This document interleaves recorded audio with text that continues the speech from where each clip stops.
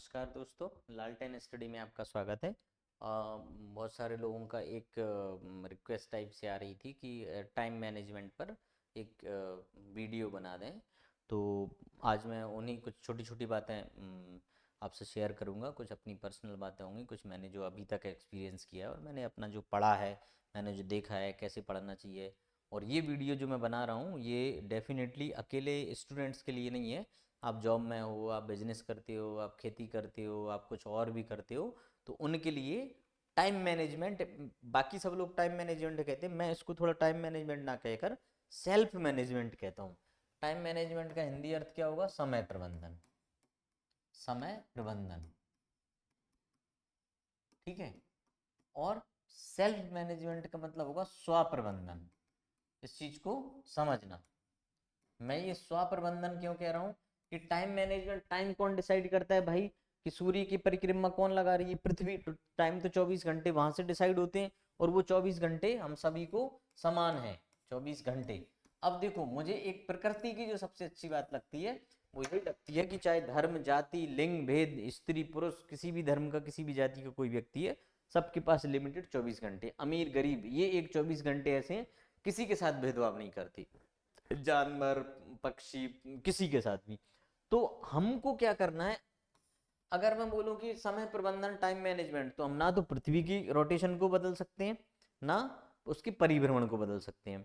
तो हम क्या कर सकते हैं? स्व प्रबंधन, मतलब जो हमको 24 घंटे मिले हैं उनको, उन 24 घंटों में अपने आप को कैसे मैनेज कर सकते हैं।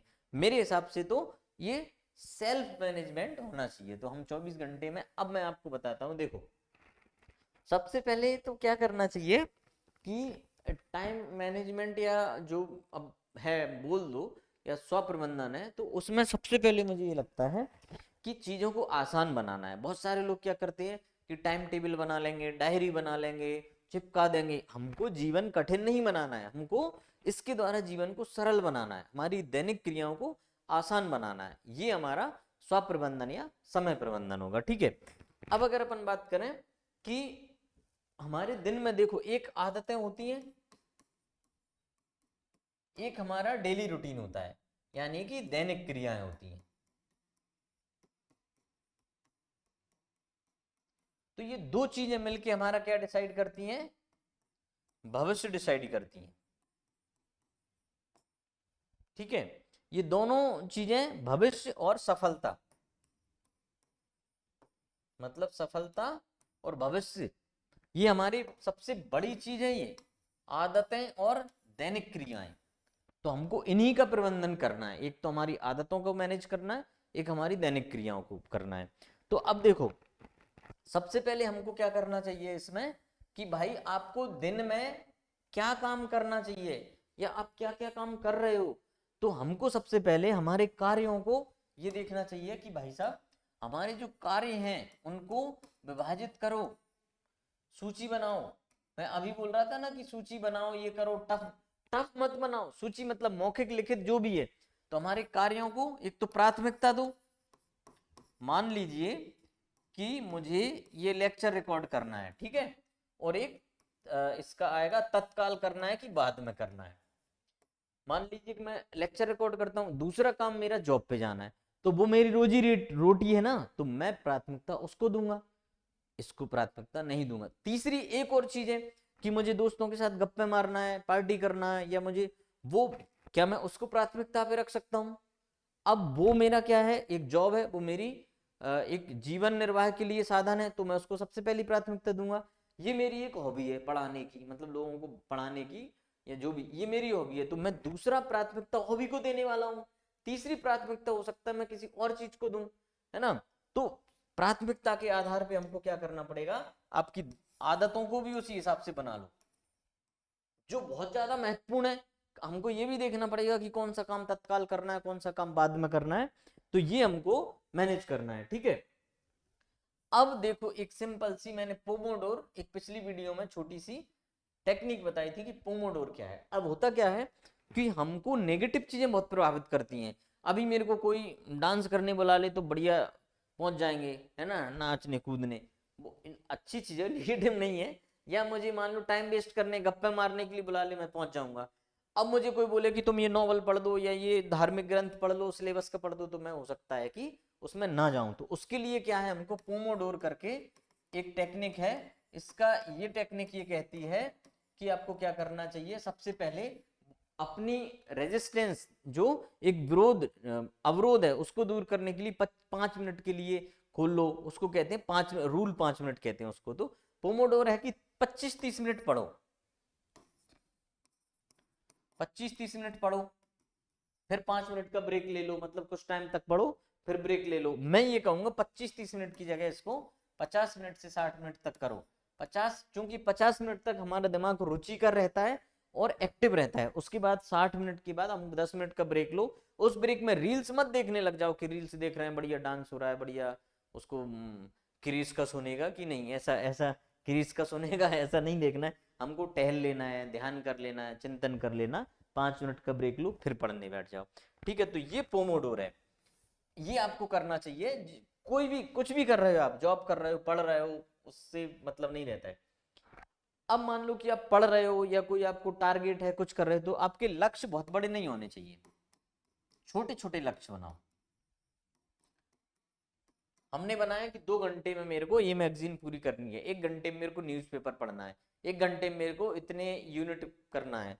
तो छोटे छोटे लक्ष्य बनाओ, और जब छोटे छोटे आप लक्ष्य बनाओगे, कालखंड भी उसका छोटा होना चाहिए, 2 घंटे, 3 घंटे, 5 घंटे, एक दिन, और उसके विषय टॉपिक भी छोटे होना चाहिए कि हमको इतनी इतनी टाइपिंग करना है, इतना ये करना है, इतना फिजिकल वर्क करना है, कुछ भी, तो वो भी छोटे बनाओ। अब उससे क्या होगा, मान लो कि हमने 2 घंटे का टारगेट बनाया और हमने कभी अचीव कर लिया कि एक यूनिट के इतने प्रश्न, 2 घंटे में हमको 200 प्रश्न लगाने हैं, और आपने वो 200 प्रश्न लगा लिए, तो आप मोटिवेट हो जाओगे कि यार हमने हमारा पहला टारगेट पूरा कर लिया।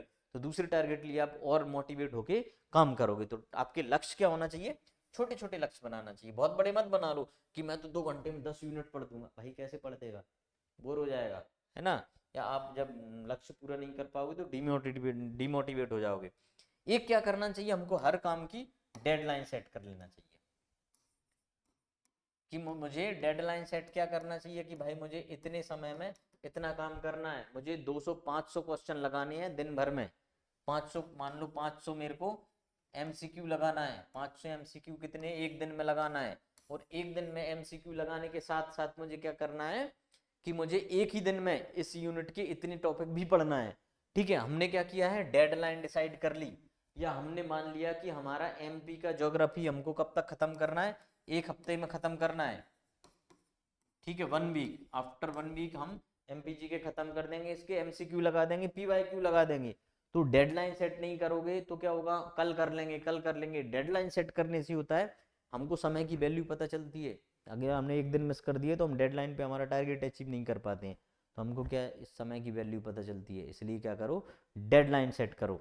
ठीक है, अब मान लो कि कोई एग्जाम है आपका और वो उसमें 4 महीने बचे हुए हैं। ठीक है, तो 4 महीने का मतलब है कि 1 महीने में, मान लो कि 4 मंथ आपके एग्जाम को बचे हैं ना, 4 मंथ में आपको क्या करना है, 100% करना है। तो आपको 1 मंथ का टारगेट कितना बनाओगे, 25% बनाओगे कि मुझे 25% खत्म करना है। अब हम 15 दिन का मंथ बनाओ, 15 दिन में कितना बनाओगे, 12% बनाओगे। ठीक है, आप 7 दिन में, 1 हफ्ते में कितना बनाओगे, आपका 12 का था 6%, 6 और 7% आपको 1 वीक में उसका कैलकुलेट करके बना लो। अगर उसमें आप ये जरूर रखो कि एक एक वीक में आपको मनोरंजन के या आपको रिलैक्सेशन के लिए, रिफ्रेशमेंट के लिए हफ्ते में एक दिन जरूर निकालो। सैटरडे को बढ़िया मूवी देखो, संडे को आराम करो, सो, कपड़े धो लो, जो भी कुछ करना है अपने मन का करो, स्ट्रेस मत लो, रिफ्रेश हो जाओ। लेकिन आप क्या करो कि जो 1 हफ्ते का आपने 6-7% का टारगेट लिया वो पूरा करके अपने आप को ये महसूस करो कि हमने सैटरडे को अगर टारगेट पूरा कर दिए 5 बजे, तो हम घूमने जाएंगे या मूवी जाएंगे, ऐसा कुछ सेट कर लो। तो आप खुशी खुशी सैटरडे संडे को घूमोगे और मंडे से फिर पढ़ने लग जाओगे, तो आप मोटिवेट होकर काम करोगे। ठीक है, तो ये बहुत इंपॉर्टेंट चीज है। तीसरी एक चीज और कर सकते हैं, आपके अगर कोई टारगेट है तो आप क्या करोगे, उसका रिवर्स कैलेंडर बना लो एक, कि मान लो कि आपके पास 4 महीने में कितने 120 दिन बचे हैं। तो आप क्या करो, उनके दिन को काटना शुरू कर दो कि भाई इतने दिन इतने दिन इतने दिन खत्म होते जा रहे हैं। तो आपको टाइम की वैल्यू पता चलेगी कि यार ये टाइम मेरे को इंपॉर्टेंट है, अब तो मेरे पास इतने दिन बचे हैं।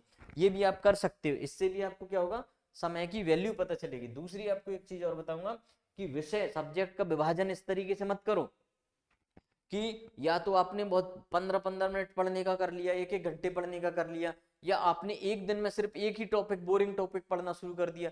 ये मत करो। आपको क्या करना है, एक अपने दिमाग के हिसाब से कि मेरे से एक सब्जेक्ट इतने घंटे तक झेल सकता है, उतने टाइम लो। या आपको लग रहा है कि मैं इतने घंटे से और पढ़ सकता हूँ, तो उस हिसाब से टाइम दो और सब्जेक्ट को बांट लो। इसमें करंट अफेयर्स, मॉर्निंग में न्यूज़पेपर, इवनिंग में ये, नाइट में ये, नींद आएगी तो PYQ लगाऊंगा, MCQ लगाऊंगा। ये सब चीजें आप बांट लो टाइम के हिसाब से, और जल्दी जल्दी रिपीट। ऐसा नहीं है कि आधे घंटे में हिस्ट्री पढ़ी, आधे घंटे मैथ पढ़ने लग गए, आधे घंटे में दूसरा सब्जेक्ट, तो आपको कुछ नहीं होने वाला है। इसका ये करो। तीसरी एक जो सबसे इंपॉर्टेंट चीज है, एक्टिव लर्निंग करो। एक्टिव लर्निंग का मतलब ये है कि जैसे कुछ लोग बोलते हैं ना 10 घंटे पढ़ो, 15 घंटे पढ़ो, सब फजूल की बात है। आपको पढ़ना कितने घंटे, मुश्किल से 6-7 घंटे पर्याप्त हैं, लेकिन वो 6-7 घंटे आपकी एक्टिव लर्निंग होनी चाहिए कि आपका पूरा अस्तित्व उसी पढ़ाई में होना चाहिए। 6-7 घंटे की जगह 5 घंटे ही पढ़ लोगे ना तो पर्याप्त हो जाएगा वो। मतलब जब हम पढ़ रहे हैं ना तो सिर्फ पढ़ रहे हैं, मैं और मेरी किताबें, जैसे हो ना कि मैं और मेरी तन्हाई, तो मैं और मेरी किताबें और तन्हाई, तन्हाई भी हटा दो कि बस किताबें, मैं और पेन चल रहा है। हम भूलो, हमारा पूरी शक्ति कहाँ होनी चाहिए, इस पेन की निब पे होना चाहिए, उस पेन पे अंडरलाइन करती हुई पूरा दिमाग, हाथ पैर सब चीजें भूल जाना चाहिए। उसमें 5 घंटे पर्याप्त है आपको पढ़ने के लिए। तो एक एक्टिव लर्निंग, ठीक है। एक्टिव लर्निंग के लिए आपको क्या करना है, जो डिस्टरबेंस वाली चीजें उनको आपसे दूर कर देना चाहिए। मोबाइल मैं यहाँ पढ़ रहा हूँ वहां रख दो, ठीक है, दूसरी जगह साइलेंट कर दो। फेसबुक, इंस्टाग्राम, व्हाट्सएप सबके नोटिफिकेशन बंद कर दो, इवन मोबाइल ही बंद कर दो, साला पता ही नहीं चले, और भूल जाओ कि मोबाइल भी है हमारे पास जब तक आप पढ़ रहे हो। दूसरी, पढ़ने में आप एक चीज ये भी ध्यान रखें कि आपका जो जगह है टेबल वो सेट कर लो। जैसे अब मैं इस रूम में इसी स्मार्ट बोर्ड पे इसी कैमरे के सामने पढ़ा रहा हूँ, तो मैं इससे फैमिलियर हो चुका हूँ इस रूम से। अब यही सेटअप अगर दूसरे रूम में कर देंगे तो हो सकता है मेरा 3 दिन तक मन ना लगे। तो आप अपनी पढ़ने की जगह थोड़ा सा स्थायी रखो, जिससे कि आप जब उस टेबल उस कुर्सी पे बैठ जाओ तो आपको पता लग जाए कि हाँ अब मैं पढ़ने बैठा हूँ। आपका दिमाग रेडी है, आपकी आत्मा तैयार है। आत्मा तैयार है तो फिर बचता ही क्या है, ठीक है। अब एक चीज और बताना, शोर, जैसे शोर है, व्यवधान वाली चीजें क्या होती है, मोबाइल होता है, गॉसिप होती हैं, लोग होते हैं, कुछ व्यक्ति होते हैं जो व्यवधान डालते हैं, उनसे दूर रहो, ठीक है। इन सारी चीजों से दूर रहना है। शोर हो रहा है उससे दूर रहो।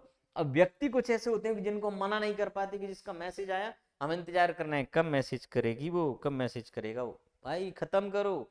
आपको अगर 9 बजे से पढ़ना है तो 9 बजे से पहले मम्मी पापा, भाई बहन, गर्लफ्रेंड बॉयफ्रेंड सबको बोल दो कि अब मैं 9:01 से पढ़ने बैठ रहा हूँ, बैठ रही हूँ, इसके बाद मुझे कोई मैसेज मत करना। अब तुमको जो समझना है वो समझ लो। हो सकता है कि लोग ये समझें कि 31st की पार्टी मनाने गई है, गया है, समझने दो, हम पढ़ने बैठे हैं, हम हमारा फ्यूचर डिसाइड कर रहे हैं, ठीक है। तो ये बहुत इंपॉर्टेंट है। ऐसी गजेट है आपके, टैब, मोबाइल, बाकी चीजें सब हटा दो अपनी दूर। सोशल मीडिया खत्म कर दो जब तक आप पढ़ रहे हो। अगले पढ़ने के बाद टारगेट पूरा सैटरडे को करो, दाना चैट व्हाट्सएप पे ना सब पे जो भी आपको पोस्ट रील देख ली है, लेकिन वो कब, टारगेट अचीव करने के बाद। अब एक चीज इंपॉर्टेंट है कि ना कहना सीखो आप, ना कहना सीखो। ये मेरे से नहीं हो पाता है, मैं बहुत कम लोगों को मना कर पाता हूँ, और मुझे इसका बहुत खामियाजा भुगतना पड़ा है कि मेरे से बोला कि यार थोड़ा काम था, मिलने आ जाओ, मैं बहुत मुश्किल से मना कर पाता हूँ। आप बिल्कुल मना करना सीखो, बोलो उसको कि मैं पढ़ने बैठा हूँ। आपसे कोई मूवी का बोल रहा है, बोलो मैं पढ़ने बैठा हूँ यार, टारगेट पूरा करके सैटरडे को चलेंगे मूवी। घूमने जाना है, बिल्कुल सैटरडे को चलेंगे। आपका कोई भी दोस्त हो सकता है, उसके साथ भी ऐसे ही करना है। इसमें क्या होता है, एक तो हाँ या ना में, देखो उसने पूछा मूवी चलना है, एक आप सीधे ना कह सकते हो, एक हाँ कह सकते हो, एक शायद कह सकते हो। ये 3 कंडीशन होती हैं, 3 ही कंडीशन होंगी। शायद में आप बहाना बना सकते हो। होता क्या है कि कई लोग क्या करते हैं, मान लो कि मैंने पूछा कि यार शाम को फ्री हो तो अपन चलते हैं कहीं घूमने। आपने अगर मना कर दिया तो मैं मेरा प्लान बना लूंगा ना भाई उस शाम का, अपने हिसाब से कहीं घूमने जाना है, सोने का है, कुछ भी है, और आपने हाँ कर दिया तो अपन चलते हैं, ये होता है। लेकिन आपने शायद हाँ भी बोल दिया, और जब शाम को 7 बजे तब आपने कह दिया कि यार नहीं, तो सामने वाले का तो समय खत्म हो गया, समय खराब हो गया। तो हमको ये नहीं करना है। हमारे समय के साथ साथ हमको दूसरे के समय का भी ध्यान रखना है, उसकी भी इज्जत करनी है। तो ये बिल्कुल ना करें। ठीक है, या तो हाँ करें या ना करें। तो और दूसरा ये कि हम भी उसमें जाएंगे कि यार मैंने उसको मना कर दिया यार, उसको हाँ बोल के उसका टाइम बर्बाद कर दिया। तो ये बिल्कुल ये चीजें करें, ना कहने की आदत डालो। जो आपका मन नहीं लग रहा है उसमें बिल्कुल मना कर दो कि यार हम तो इस दिन नहीं जा पाएंगे, या आपका कॉल यार मैं थोड़ी देर बाद बात करता हूँ, अभी पढ़ाई कर रहा हूँ, कर रही हूँ, जो भी आप कहना चाह रहे हो वो ठीक। अब देखो, अब टारगेट पूरा करने के बाद आप बोलो कि यार चलो चलते हैं मूवी, क्या दिक्कत है, घूमने चलते हैं। तो ये सब चीजें आपको करनी है। ये क्या आपका सेल्फ मैनेजमेंट है, टाइम मैनेजमेंट नहीं है। टाइम के लिए आपने कुछ नहीं किया है, ठीक है। अब मैं एक बात बताऊं कि समय एक ऐसी चीज है, मैं आपको एक बहुत इंपॉर्टेंट बात बताऊं, समय एक ऐसी चीज है कि हम इन्वेस्ट करते हैं, ठीक है, वो हमारा बहुत कीमती, बहुत वैल्यूएबल चीज होती है समय। इसको बहुत सोच समझ के खर्च करना। दूसरों पे, आप दूसरों पे खर्च करोगे, इससे अच्छा है कि हम सो लेते हैं, हम आलस मार लेते हैं, वो बेटर है। बिल्कुल समय नष्ट मत करो। समय एक ऐसी चीज है जिसकी बहुत वैल्यू होती है, बहुत कीमती होता है। समय आपकी सबसे बड़ी पूंजी होती है, लेकिन आप समय जिसको दे रहे हो ना, वो उसकी बिल्कुल वैल्यू नहीं करेगा। आपके 3 4 5 घंटे की कीमत से ज्यादा सामने वाला 10 रुपए की चॉकलेट को अहमियत देता है। तो समझ रहे हो, और आपके लिए 5 घंटे बहुत बड़ी चीज है। 5 घंटे में तो आप कितने 250 300 MCQ PYQ लगा देते, वो वैल्यू नहीं कर रहा है। तो आपकी 10 रुपए की वैल्यू है समय की, दूसरों के लिए। और आपके लिए कितनी है वो, आपके 2 क्वेश्चन भी अगर उन 5 घंटों में आप पढ़ लेते हो तो आप तो सिलेक्शन की दहलीज पार कर जाओगे, आपका तो फ्यूचर टिका हुआ है उस चीज पे। तो ये आप बिल्कुल याद रखें। अब दूसरी एक चीज और मैं बताना चाहूंगा कि इसमें कि आपका समय बर्बाद कहां हो रहा है, उसकी सूची बना लो। अगर हम भारत की बात करें तो सबसे ज्यादा समय बर्बाद डिजिटल स्क्रीन पे होता है। युवा और बच्चों का 230 मिनट, एक शोध बताता है कि 230 मिनट दिन भर में, औसत की बात है ये, आप लोग सोच लो कि खुद अगर ज्यादा कर रहे हो तो कर सकते हो, औसतन इतना है 230 मिनट एक युवा या बच्चा स्क्रीन सोशल मीडिया पे अपना समय बर्बाद कर रहा है। दूसरे नंबर पे अगर अपन बात करें तो समय बर्बाद एक आपका ऑन कॉल होता है, बाबू थाना थाया थी नहीं थाया, उसमें समय बर्बाद होता है 2 से 2.5 घंटे के बीच में, उसमें समय बर्बाद हो रहा है एक युवा का। तो इतना समय बर्बाद कर रहे हैं हम। अब ये तो हम रोक सकते हैं ना, 230 मिनट ये रोक सकते हैं, 2.5 घंटे ये रोक सकते हैं, 5 घंटे के समथिंग तो हमारा यही समय बचा रहे हैं अपन। तो हमको, और एक समय और जो खतरनाक, स्टूडेंट के समय की बात कर रहा हूं मैं, स्टूडेंट का समय कहाँ जा रहा है, एक तो फालतू की ट्यूशन से, मतलब जिन ट्यूशंस की आपको जरूरत नहीं है ट्यूशन पढ़ने की, उस अनावश्यक ट्यूशन, अनावश्यक ट्यूशन पे, और क्लास के ओवरलैपिंग क्लासेस, इस पे भी एक स्टूडेंट का बहुत समय जा रहा है। मैं एक आपको फैक्ट बताता हूं, मान लीजिए कि मेरा एमपी अच्छा है, एमपी ज्योग्राफी हिस्ट्री सब अच्छा है, तो मैं उसकी कोचिंग क्यों जा रहा हूं भाई, क्यों जा रहा हूं। मान लीजिए मेरा साइंस कमजोर है तो मेरे को साइंस की चले जाओ तुम, किसी का हिस्ट्री कमजोर है उसकी चले जाओ। अब आप भाई एमपी में के प्रकांड हो, लेकिन मोस्टली स्टूडेंट क्या करता है कि जो उसका विषय अच्छा होता है ना, उसी को तो टेस्ट देने जाता है, क्योंकि उसमें नंबर अच्छे आते हैं। और जो उसका विषय अच्छा होता है उसी की क्लास में जाके बैठता है, इंप्रेशन झाड़ता है, फिर वो फिर वहां वो बनते ही है ठीक है, जोड़े बनाने की जुगाड़ में। तो वो नहीं करना है, आपका जो सब्जेक्ट कमजोर है उसकी ट्यूशन जाओ। क्यों आप अपना टाइम वेस्ट कर रहे हो जब आपके सब्जेक्ट अच्छे हैं तो इसमें बहुत ज्यादा टाइम जाता है। एक सबसे बड़ा फैक्ट मैं आपको बताता हूं कि हम लोग क्या करते हैं, कोई भी प्रोफेशन हो, पढ़ने का हो, जॉब का हो, अच्छा काम करने का हो, समाज सेवा करने का हो, हम उस चीज को टालते हैं। हम क्या करते हैं कि यार अब कल से पढ़ाई करेंगे, और चलो अभी रील देख लेते हैं, रात के 4 बज गए, अब कल से क्या खाक पढ़ाई करोगे। अभी मेरे सामने होते मैं गाली दे सकता था इस बात पे, क्या पढ़ाई करोगे भाई, 4 बजे तक रील्स देख रहे हो, चैट कर रहे हो, बात कर रहे हो, अब सुबह तो उठ नहीं पाओगे, 12 बज जाएंगे, ये सिलसिला चलता रहता है। ये हाँ मैं भी कमजोर था, हम लोग डिसाइड करते थे कि यार मंडे से पढ़ेंगे, ठीक है, और ये मंडे मेरा आज तक नहीं आया। हम सब लोग डिसाइड करते थे कि यार सैटरडे को मूवी देखते, मंडे से पढ़ाई करेंगे, बोले फ्राइडे को, थर्सडे को, वो मंडे आज तक नहीं आया। तो इन चीजों से बचना है। कोई कोई बोलता है कि चलो यार दिसंबर चल रहा है, नई साल से पढ़ेंगे, भाई दिसंबर भी खत्म हो गया, नई साल लग चुकी है, ठीक है, हाँ 2 मिनट बाद नई साल लग जाएगी, मैं वीडियो रिकॉर्ड कर रहा हूँ इसके, 2 मिनट बाद नई साल लग जाएगी।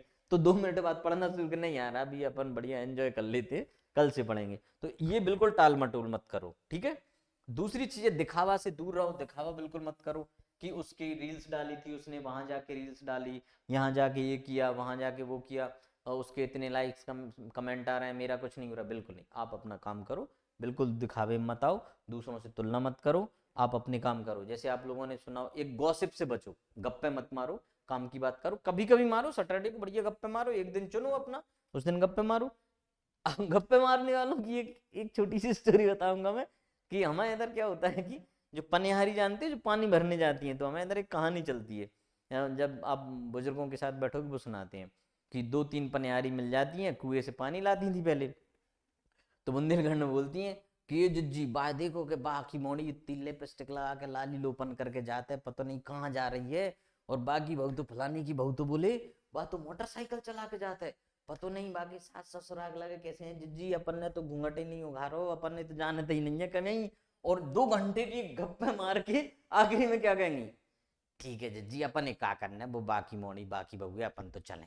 भाई तुमने 2 घंटे 10-15 लीटर वजन रख के गप्पे मार ली, ऐसे ही होता है, ऐसे पढ़ने वालों के साथ भी होता है, ये गप्पे चलती हैं कि ये गप्पे मार ली, चलो यार अब सो लेते हैं, ठीक है, इससे भी बचना है। पढ़ने वालों के लिए मैं एक चीज और बताऊंगा, एक जो बहुत इंपॉर्टेंट चीज है कि एक 80% और 20% का नियम है। अपने हिसाब से अपन कम ज्यादा कर सकते हैं, अपन इसको 70-30 कर सकते हैं, 50-50 कर सकते हैं, 60-40 भी कर सकते हैं। तो ये नियम क्या कहता है कि जब 80% प्रश्न 20% सिलेबस से आ रहे हैं,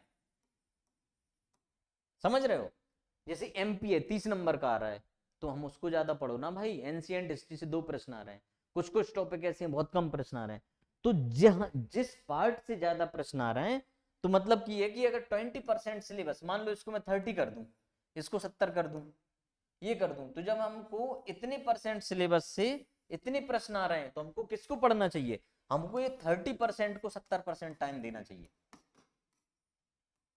समझ रहे हो, ये आप करना सीखो। ऐसा नहीं कि मेरा मेडिवल में इंटरेस्ट है तो मेडिवल पढ़े जा रहा हूं, उसमें से प्रश्न कितने आ रहे हैं, स्वार्थी बनो भाई, उसमें से जितने प्रश्न आ रहे हैं उतना टाइम दो उसको। अगर मैं MP, computer, sports, current affair, आपका पॉलिटी, इन चीजों को बहुत ज्यादा टाइम दे रहा हूं, तो मैं 70% पे पहुंच रहा हूं, तो उन्हीं को ज्यादा पढ़ो ना। पीवाईक्यू, एमसीक्यू, इनसे ज्यादा बनना है तो इनको लगाओ ना, काहे को फालतू में डीप में जा रहे हो बाल की खाल निकालने। एक ये चीज आपको पढ़ना है, ठीक है। दूसरी चीज, एक चीज और बताऊंगा मैं कि मल्टीटास्किंग काम मत करो। मल्टीटास्किंग क्या है कि मान लो कि मैं एक ही टाइम पे 2 काम मत करो, मल्टीटास्किंग हुआ बहुत अच्छी बात है। मल्टीटास्किंग का मैं 2 एग्जांपल दूंगा, एक आपको बहुत ज्यादा ज्ञान नहीं दूंगा। एक, आप ड्राइविंग करते हो, ड्राइविंग कर रहे हो, उसी टाइम पे आप मान लीजिए मूवी देख रहे हो, 2 मिनट रुक जाओ बस, मान लो कि मूवी देख रहे हो, अब ड्राइविंग करते समय मूवी देखोगे, गाना चलाओगे, मैसेज करोगे, बातें करोगे, तो क्या होगा, आप खत्म हो जाओगे। दूसरी चीज आपको बताऊं कि मान लो कि एक ही मोबाइल से एक ही टाइम पे एक बंदे या बंदी को आप मैसेज कर रहे हो, दूसरी बंदी को आप कॉल पे लगे हो, तो पकड़े हो जाओगे बेटा, ठीक है। तो आपको एक टाइम पे 2 काम नहीं करना चाहिए। इसका मतलब है कि जब आप स्टडी करो या पढ़ाई करो, तो सिर्फ आपका 100% पूरा शरीर, पूरे जीवन का अस्तित्व आपके पढ़ाई पे होना चाहिए। तो मल्टीटास्किंग, एक साथ 2 काम मत करो कि पढ़ भी रहे हो, मूवी भी देख रहे हो, गाने भी सुन रहे हो, खाना भी बन रहा है, चाय भी बन रही है, मोबाइल भी चला रहे हो, तो ये काम आपको बिल्कुल नहीं करना है। तो इसमें एक हमारी एक कहावत भी है कि आदि छोड़ साजी को जावे और आदि मिले ना साजी पावे, ये भी इंपॉर्टेंट, तो ये आप कभी मत करो। तो मल्टीटास्किंग कार्य बिल्कुल मत कर। दूसरा, एमसीक्यू और पीवाईक्यू जब लगा रहे हो, तो इतना मुतमईन हो जाओ उसमें, इतने मुतमईन हो जाओ कि आपको ये लगना चाहिए कि यार मैं एग्जाम ही दे रहा हूं। तो मैंने आपको बार बार बोलता हूं कि जब आप युद्ध अभ्यास करो, तो अभ्यास इस तरीके से करो कि जैसे आप युद्ध भूमि पे युद्ध लड़ रहे हो, और जब अगर आप क्या कर रहे हो, जब इतना अभ्यास करोगे और जब युद्ध में जाओगे, तो आपको युद्ध कैसा लगेगा, अभ्यास के जैसा लगेगा। तो मैंने आपको जितनी चीजें बताई हैं वो सेल्फ मैनेजमेंट की चीजें हैं। टाइम को हम नहीं रोक सकते, ना आगे कर सकते ना पीछे कर सकते हो। दुनिया में हर प्राणी को एक दिन में 24 घंटे मिले हैं, कौन उसको कैसे उपयोग कर सकता है वो आपके ऊपर है। वो उतना सफल होगा जितना कि उस टाइम को अच्छे से मैनेज कर पाएगा, यानी स्वयं को टाइम के अकॉर्डिंग मैनेज कर पाएगा। तो आप सभी का बहुत बहुत धन्यवाद, शुभकामनाएं, शुभ रात्रि, गुड नाइट, जय हिंद, जय भारत।